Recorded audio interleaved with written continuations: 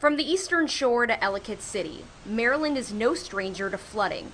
As temperatures continue to warm and sea levels rise, the state is working quickly to acclimate to changes in our waterways. Maryland experiences flooding from primarily 3 different causes, and that's precipitation-based flooding, so when it's raining and it's stormy.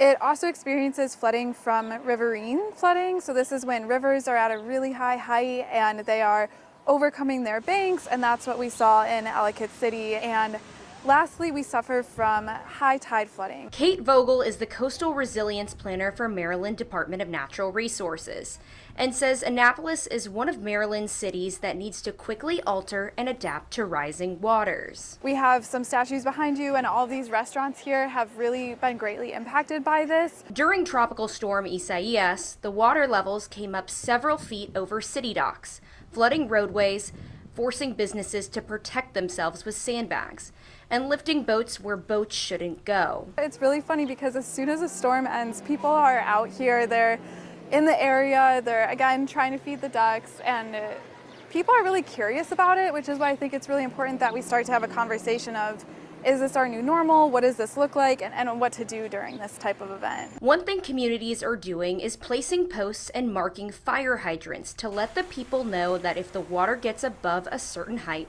it's not safe to pass. The planning and implementation phase, at least in my work that we're doing, is just enhancing a community's resilience to flooding. So that means decreasing the risk when we can, or adapting and planning for that risk when we can. That's why Annapolis is being proactive.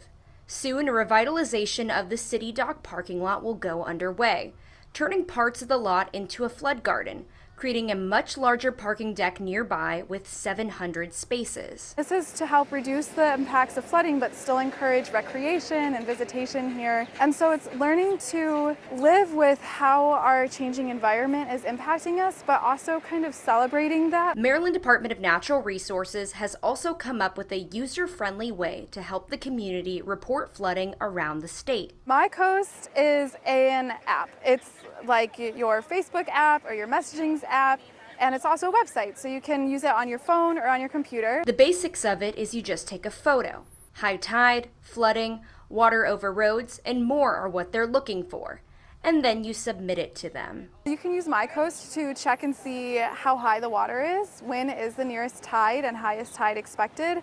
And so if you're planning a picnic at our new park downtown, you're going to want to look at when the high tide is. By submitting a report, you are helping to tell the weather story of the day, helping Maryland Department of Natural Resources better understand how the weather impacts our communities. We know that there is so much data and information that these people can tell us, that these photos can share.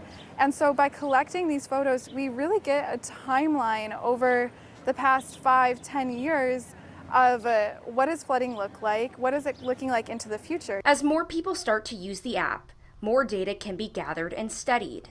This can help with future flood plans in Maryland. That's the goal, right? We're trying to reduce the impact and still maintain accessibility. And I think with all of this data, we'll really start to make an impact on these decisions. And so to everyone who submits a photo on My Coast, you're helping decision makers plan to help reduce this flooding. And so I guess I'll just say thank you. While we can't prevent all flooding here in Maryland, we can create small steps like educating yourself and reporting flooding through the My Coast app to better live in harmony with the waters here in Maryland. In Annapolis, Allie Blake, WMAR 2 News.